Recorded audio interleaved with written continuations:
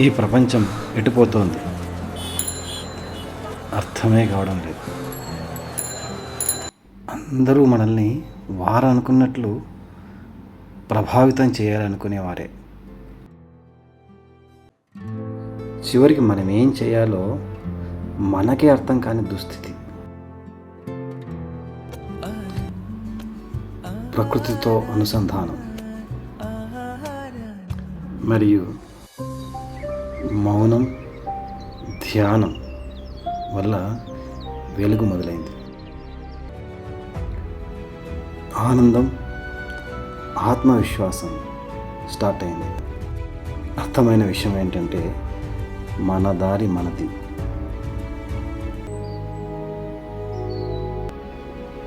మన విజయం మనదే.